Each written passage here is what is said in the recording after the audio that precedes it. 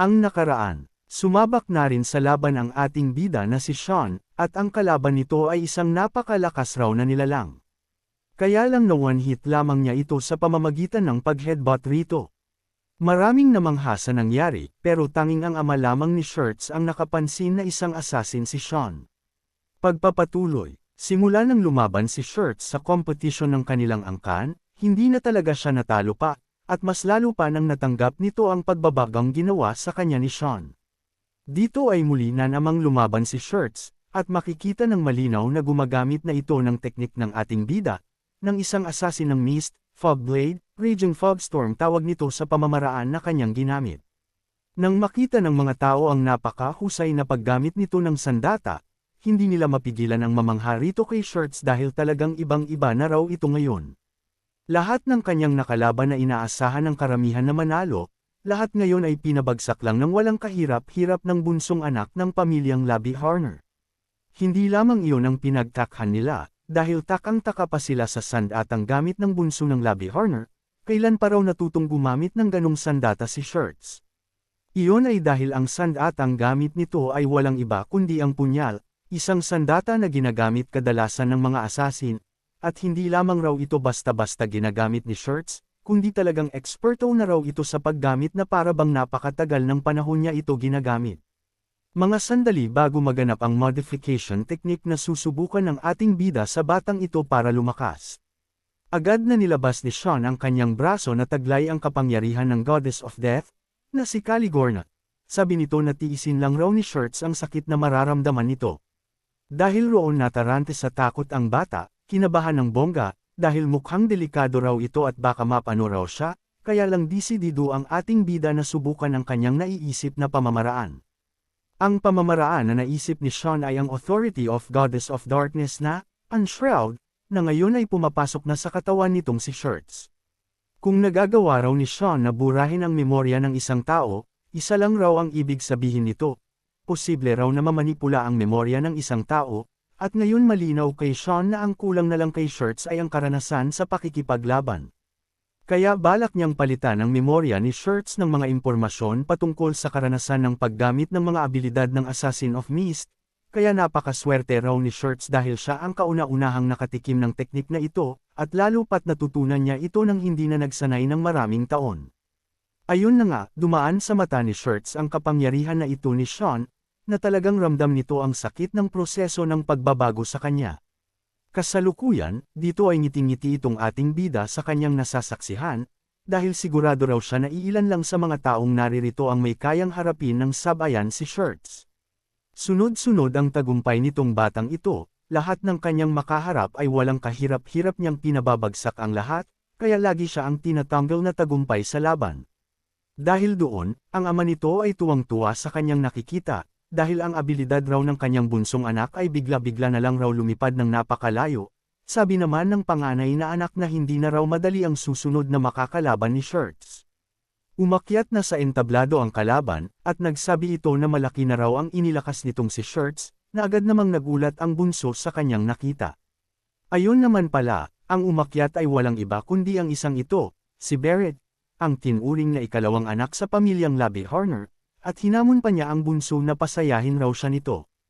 Nagtataka ito, dahil ang alam niya na makakalaban niya ay ang kanyang kuya na si Harry, kaya bakit raw si Barrett ang naririto? Sabi lang ng isang ito na naging abala lang raw si Harry, kaya siya muna ang pumalit rito, dahil sobrang lasing raw ito kahapon. Mga sandali ng pag-uusap ni Barrett at ni Harry, nagulat si Harry na hilingin sa kanya ni Barrett na magpalit sila ng pwesto ni Harry na kalabanin si Shirts. Kaya nagtanong ito kung tingin ba raw ni Barrett ay matatalo itong si Harry. Habang tinatagayan itong inuming alak, ito pala ang ika-4 na anak sa pamilya.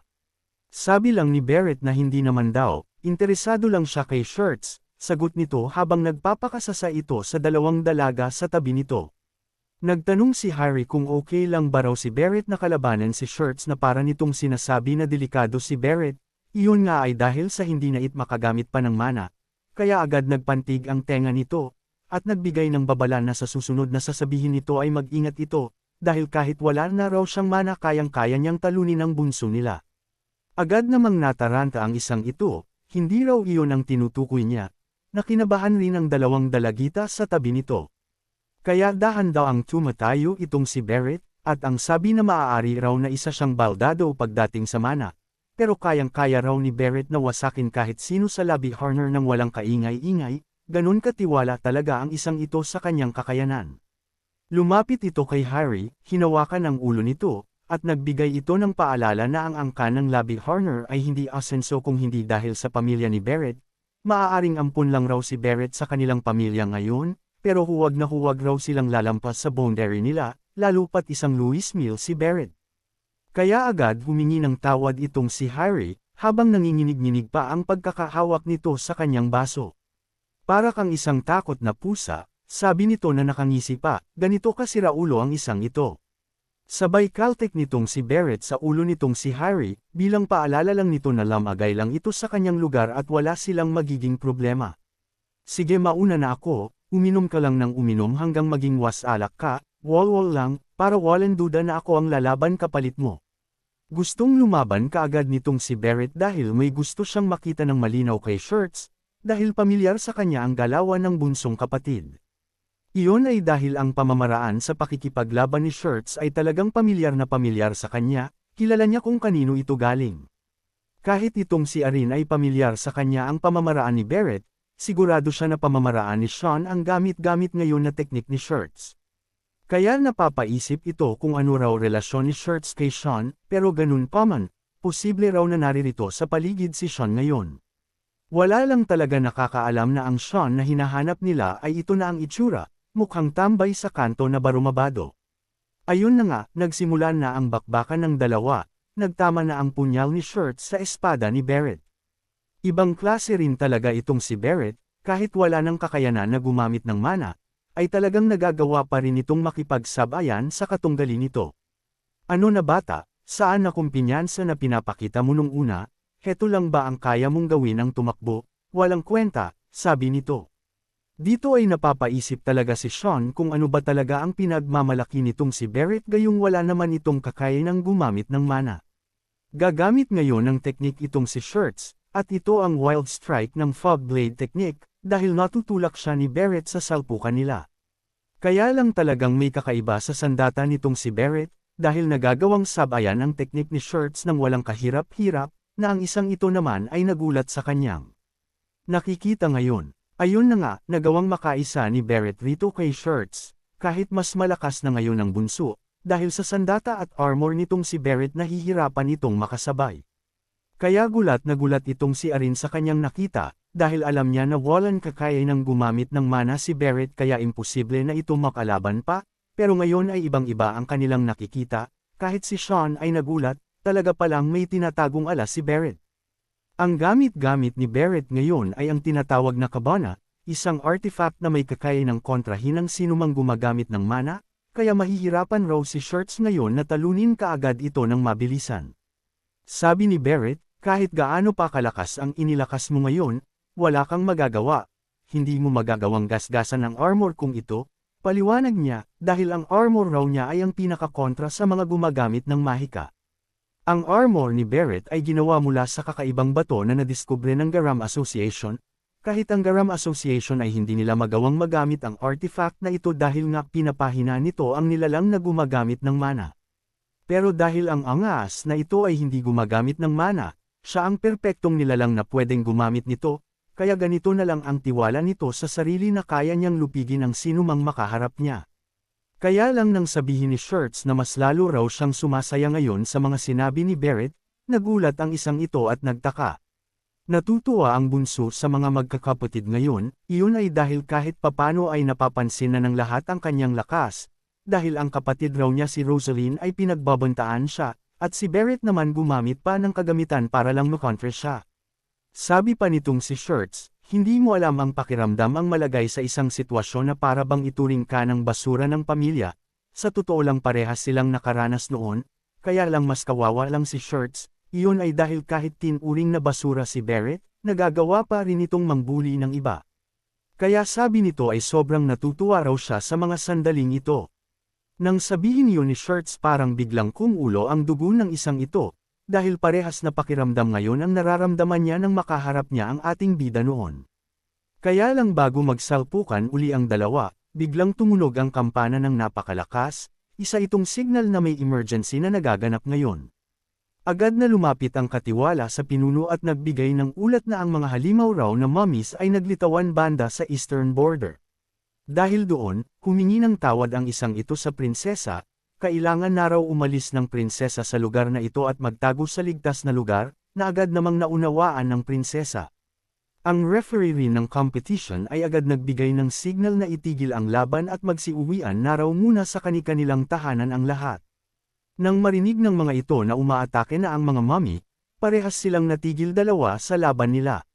Dumaan lang itong si Barrett at nagsabi na kay Shirts na sa susunod ay tatapusin na niya ito, na ikinabigla naman ni Shirts. Tahimik na bumaba ng entablado si Barrett, na natahimik na lang rin si Shirts sa narinig niyang salita, habang si Sean ay nakatingin sa naglalakad na Barrett. Sabi nitong si Sean, ano ba naman yan?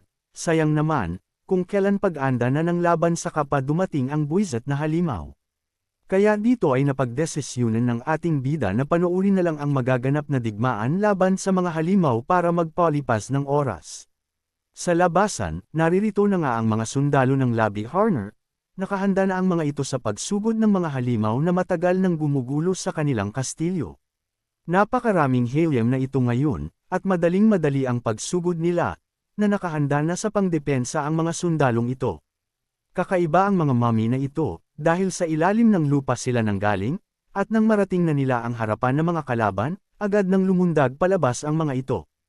At heto na nga ang mga halimaw na mummy, parang mga zombie na gustong mang-agat ang mga ito, hindi lamang isa, kundi napakarami nila. Ihanda ang mga pangdepensa, bilasan ninyo, sigaw ng isang ito, na dali-dali nga nilang pinailaw ang kanilang mga kalasag para lang protektahan ang lugar na ito at hindi makalapit ang mga kalaban. Agad lumabas ang magic shield na teknik nila para hindi makapasok ng tuluyan ang mga halimaw na ito, at magkaroon ng harang sa pagitan ng kastilyo at ng mga kalaban. Sa likuran naman naririto nakahanda ang mga opensibang magician, firewall, isang pag-atake na magagamit rin na pangdepensa laban sa mga halimaw. Ayun na nga, isang napakatinding apoy ang lumabas ngayon na tinutupok ang mga halimaw na nasa malapit, kaya hindi rin kaagad makalapit pa ang mga ito. Sa itaas na bahagi naman ng kastilyo, itong ating bida ay tahimik lang na nanunood. Nagtataka si Sean na bakit ang mga mummy na ito ay may kakayanan ng sumugod ng ganito kalayo at katindi. Ang mga halimaw raw na mummy ay matatagpuan lamang sa Sparnia, kaya dito naunawaan ni Sean na ang mga mummy pala na ito ang dahilan kung bakit nawasak ang isang lugar.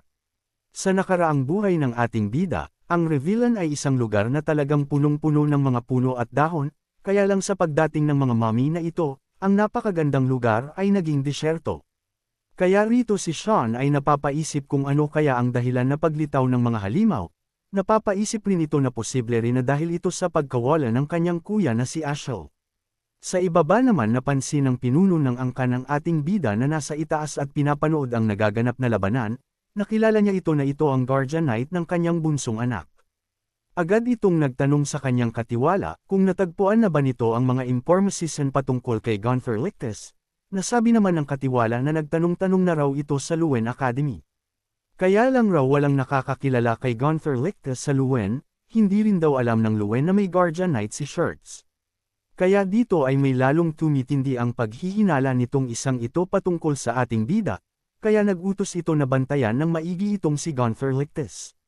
Naalala pa nito ang biglang paglakas ng kanyang bunsong anak na si Shirts, ang paggamit nito ng punyal, at mga teknik na hindi alam ng ama kung saan nanggaling ang ganong uri ng pamamaraan. Ang tingin niya ay ang lahat ng iyon ay may kinalaman nitong si Gunther Lictus, alam niya na may kakaiba sa taong ito, na may tinatago.